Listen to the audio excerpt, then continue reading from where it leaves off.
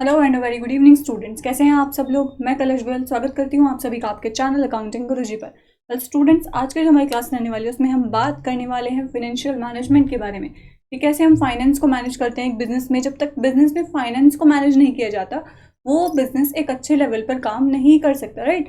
अब क्या होता है कि जब भी हम कोई नया बिजनेस स्टार्ट करते हैं, जब भी हम कोई नया प्रोडक्ट लॉन्च करते हैं तो उस टाइम पर हमें पैसे की ज़रूरत होती है।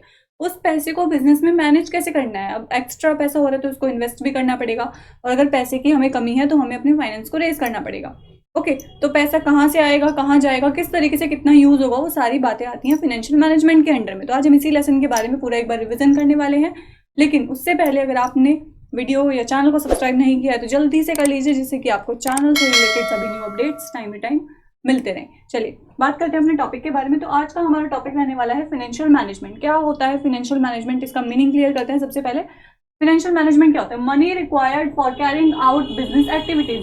पैसा जो हमें एक बिजनेस को चलाने के लिए जरूरी होता है, जितना पैसा हमें एक बिजनेस को चलाने के लिए जरूरी होता है, is financial and its need management like how and where to use it efficiently. कैसे और कहाँ इसको यूज करना है वो सब कहाँ आता है, फाइनेंशियल मैनेजमेंट के अंडर में आता है। यानी वो सब पूरा सारा का सारा पैसा जो हमें एक बिजनेस को चलाने के लिए जरूरी है हमारे पास होना चाहिए, उसको कहाँ से मैनेज करेंगे, कितना किस तरीके से हमें चाहिए होगा और कहाँ हम उसको यूज करेंगे, वो सारी बातें आती हैं फाइनेंशियल मैनेजमेंट के अंडर में। ओके, अब अगर बात की जाए फाइनेंशियल मैनेजमेंट की डेफिनेशन की, तो डेफिनेशन कहती है financial management involve the application, ये एक ऐसी एप्लीकेशन को इन्वॉल्व करता है of general management principles to a particular financial operation, जो पर्टिकुलरली फाइनेंशियल ऑपरेशंस को चलाने के लिए जरूरी होती है। यानी ये स्टडी है इस बारे में कि हमें फाइनेंस कहाँ से मिलेगा, कितना पैसा हम कहाँ इन्वेस्ट करेंगे, किस तरीके से उसको यूज करेंगे, वो सब इसमें आ जाता है। ये जो डेफिनेशन है ये लिखी गई है हॉवर्ड अपटन के अकॉर्डिंग। अगर बात की जाए आगे तो आता है फाइनेंशियल मैनेजमेंट का रोल क्या रहता है, यानी क्या काम रहता है फाइनेंशियल मैनेजमेंट का।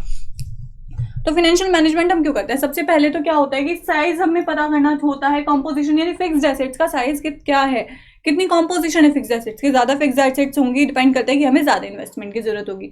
अगर हमें कम फिक्स्ड एसेट्स चाहिए तो डेफिनेटली हमें कम इन्वेस्टमेंट की जरूरत पड़ेगी। ओके, तो डिपेंड करता है कि सबसे पहले फिक्स्ड एसेट का कॉम्पोजिशन क्या है। Then the amount of long term and short term financing, long term और शॉर्ट टर्म फाइनेंसिंग की अमाउंट इससे पता चल जाती है। देन फिक्स्ड डेब्ट इक्विटी रेट एक निकल जाता है, ऑल आइटम्स और प्रॉफिट और लॉस की इसमें इन्वॉल्व हो जाती है। यहाँ तक तो थी बात इसके रोल की, तो ये तो नॉर्मल सा था कि फाइनेंस कहाँ से आएगा, कहाँ जाएगा पैसा और किस तरह से इसको आगे यूज किया जाएगा। लेकिन मेन जो इसका मोस्ट इंपॉर्टेंट क्वेश्चन आता है वो है फाइनेंशियल मैनेजमेंट के फंक्शंस। फाइनेंस के क्या क्या फंक्शंस होते हैं। फाइनेंस के फंक्शंस 3 इसमें बताए गए हैं। सबसे पहले तो फाइनेंस से रिलेटेड डिसीजंस लेना, फाइनेंशियल डिसीजन लेना। सेकंड हमारा फंक्शन आता है इन्वेस्टमेंट डिसीजन लेना कि कहाँ हम पैसा इन्वेस्ट करेंगे।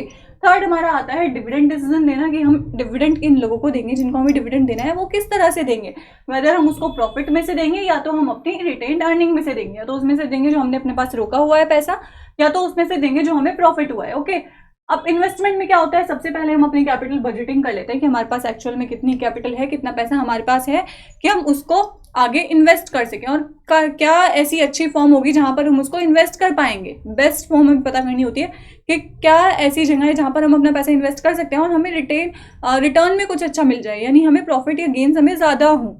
ओके, तो हम यहाँ पर फाइंड आउट करते हैं कि क्या हमारे लिए बेस्ट होगा। एक ऑप्शन सेलेक्ट कर लेते हैं कि हम अगर फाइनेंस अपना रेस कर रहे हैं, हम अपने इन्वेस्टमेंट्स कर रहे हैं, तो उसके लिए एक प्रॉपर हमें इंस्टीट्यूशन का पता चल जाए। देन वर्किंग कैपिटल, हमारी वर्किंग कैपिटल से हम इन्वेस्टमेंट डिसीजंस ले सकते हैं। हमारी वर्किंग कैपिटल कितनी है, हमें जरूरत कितनी कैपिटल की है, अब अगर ज्यादा हो रही है हमारे पास हम उसको इन्वेस्ट कर सकते हैं, राइट। नेक्स्ट अगर बात करें फाइनेंशियल डिसीजन की, तो या तो डेब्ट्स के अकॉर्डिंग लिया जाएगा या तो हमारी इक्विटीज के अकॉर्डिंग लिया जाएगा।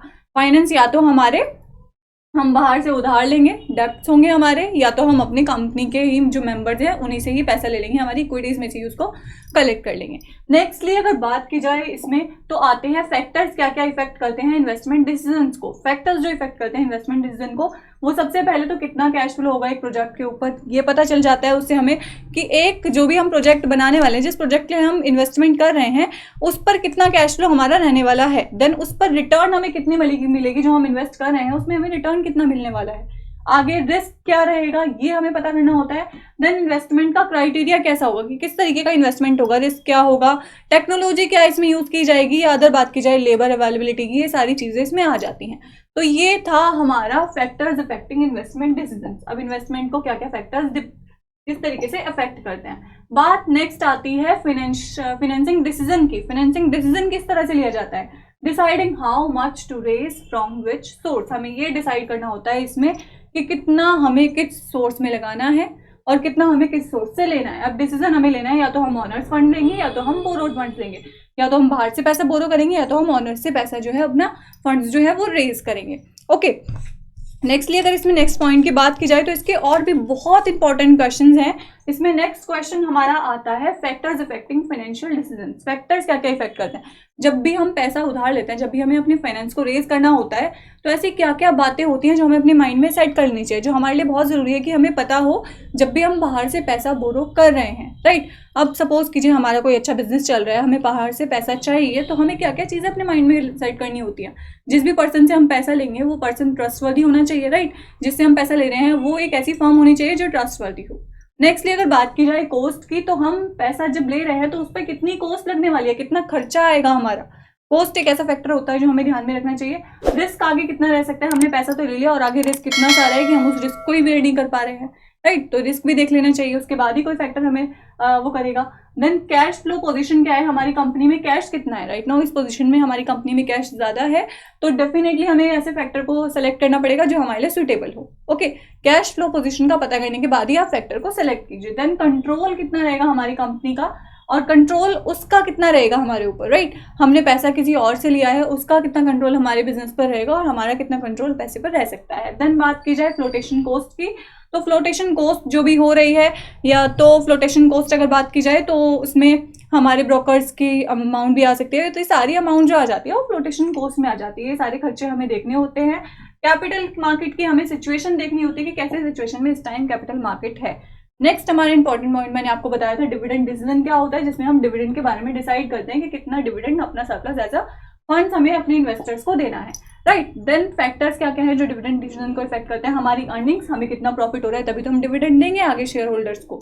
अर्निंग देख लेंगे, ज्यादा है तो ज्यादा दे दीजिए, कम है तो आप कम दे दीजिए। देन कैश फ्लो पोजीशन अपनी देख लीजिए, आपके पास जितना पैसा इस वक्त है, जितना आपको बिजनेस को चलाने के लिए चाहिए, उसको बचाकर जो आपके पास एक्स्ट्रा है उसमें से आप कुछ एज अ अपने आगे के रिजर्व के लिए रख सकते हैं और कुछ आप एज अ डिविडेंड उनको इशू कर सकते हैं। तो ऐसे बहुत सारे फैक्टर्स हैं जो इसको इफेक्ट करते हैं डिविडेंड डिसीजंस को भी। तो मोस्ट इंपॉर्टेंट आप लोगों को ये गाइस क्वेश्चन है।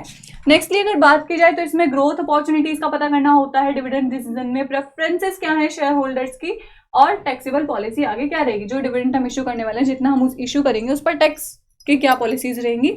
इन सारी बातों को बहुत अच्छे से सोच लेना होता है। ओके, नेक्स्ट फाइनेंशियल प्लानिंग तो हम सब जानते ही हैं कि जब हम अपने बिजनेस चलाना चाहते हैं उस टाइम पर हर जगह फाइनेंशियल प्लानिंग की जरूरत पड़ती है। अब नॉर्मली छोटा सा बिजनेस भी स्टार्ट करते हैं ना, तो उसमें भी आपको ये देखना होता है कि हमें पैसा कितना चाहिए। सबसे पहली जो चीज़ आती है वो आती है पैसा कितना चाहिए, वो पैसा कहाँ से आएगा, कहाँ कितना इन्वेस्ट होगा, वो सारी बातें इसमें आपको देख लेनी होती है।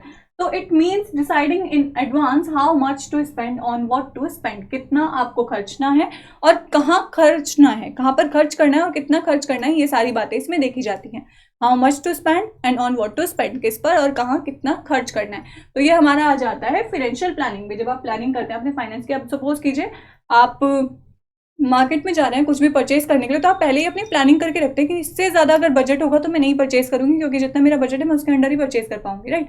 अगर आपके पास पैसा है उतना जितना आप परचेज करने के लिए जा रहे हो, अगर प्रोडक्ट आपको पसंद आ रहा है और आपको पैसा है तो आप परचेज कर सकते हो, लेकिन अगर आपके बजट के अंडर ही नहीं होगा तो आप उसको परचेज कैसे करोगे। तो वही फाइनेंशियल प्लानिंग में होता है कि कितना आपको स्पेंड करना है और किस पर आपको स्पेंड करना है। नेक्स्ट ऑब्जेक्टिव क्या होता है फाइनेंशियल प्लानिंग का, ये इंश्योर कर लेना availability of funds whenever these are required, हमें अपने फंड्स की अवेलेबिलिटी पता चल जाती है जब हमें जरूरत होती है उसकी। Then to see that firm does not raise resources unnecessary, और ये पॉइंट पता चल जाता है कि फर्म जो है वो आगे अपने रिसोर्सेज को अननेसेसरीली यूज नहीं करेगी, यानी जहां जरूरत है वहीं यूज किया जाएगा, जहां जरूरत नहीं है वहां रिसोर्सेज को यूज करने की कोई जरूरत नहीं होनी चाहिए, राइट। तो यहाँ ये सारी बातें हमारी देखी जाती हैं। नेक्स्ट हमारा जो पॉइंट आता है इसमें वो आता है इंपॉर्टेंस क्या है फाइनेंशियल प्लानिंग की, क्यों जरूरी है हमारे लिए।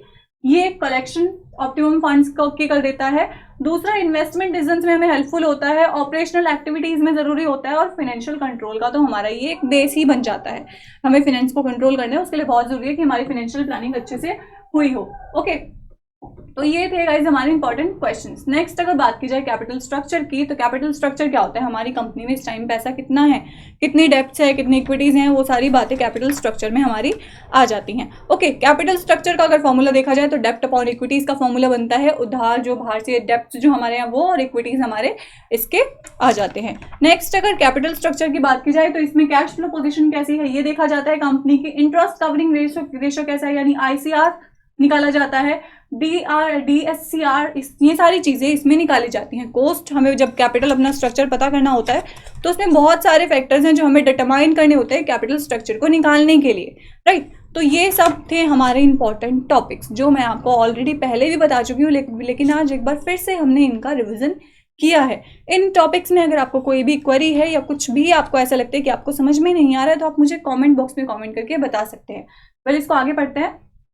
ICR यानी इंटरेस्ट कवरेज रेशियो हम इसमें निकालते हैं जब भी हमें अपने कैपिटल स्ट्रक्चर का पता करना होता है कि हमारे पास कितना पैसा है, उसको पता करने के लिए हम या तो ICR का यूज करेंगे, डेब्ट सर्विस कवरेज रेशियो का यूज कर सकते हैं, और रिटर्न ऑन इन्वेस्टमेंट का भी यूज कर सकते हैं। उसके बाद कॉस्ट कितनी लग रही है हमारी डेब्ट्स पर, उसका यूज करके हम पता लगा सकते हैं। टैक्स रेट पता होनी चाहिए, कॉस्ट क्या है इक्विटीज की, फ्लोटेशन कॉस्ट क्या रहने वाली है यानी ब्रोकर्स की कमीशन क्या रहेगी, रिस्क कितना रहेगा बदले में इसके, जब हम पैसा प्लान कर रहे हैं, हम अपना कैपिटल स्ट्रक्चर पता कर रहे हैं तो उसका किसमें कितना रिस्क है, कंट्रोल कितना है, और स्टॉक मार्केट की कंडीशन इस टाइम कैसी है। हम डिविडेंड तो इशू करना है लेकिन हमें यही नहीं पता है कि स्टॉक मार्केट की कंडीशन कैसी है, क्या हमारा प्रोडक्ट एक अच्छे लेवल पर जा रहा है, और अगर एक अच्छे लेवल पर जा रहा है तो डिविडेंड ज्यादा इशू करना पड़ेगा, लेकिन हमारा प्रोडक्ट अच्छे लेवल पर जा ही नहीं रहा है तो हम डिविडेंड क्यों ज्यादा इशू करेंगे, राइट। तो सारा कुछ देखकर, सारी बातों को एक बार स्टार्टिंग से लेकर एंड तक समझने के बाद ये डिसीजन लिया जाता है, कैपिटल स्ट्रक्चर को पता किया जाता है। देन बात आती है हमारी फिक्स्ड कैपिटल की। तो फिक्स्ड कैपिटल क्या होती है, जो हमारी फिक्स्ड होती है, राइट। अगर बात की जाए इसमें तो डेब्ट और इक्विटीज मैंने आपको भी बताए हैं कि कैपिटल स्ट्रक्चर में डेब्ट और इक्विटीज वाला मेन इंपॉर्टेंट पॉइंट रहता है। तो ऑलमोस्ट जो इसके इंपॉर्टेंट टॉपिक्स थे वो ये थे। फिक्स्ड कैपिटल क्या होती है इसकी बात करते हैं। Fixed capital involves allocation of firm's capital to long term asset और प्रोजेक्ट।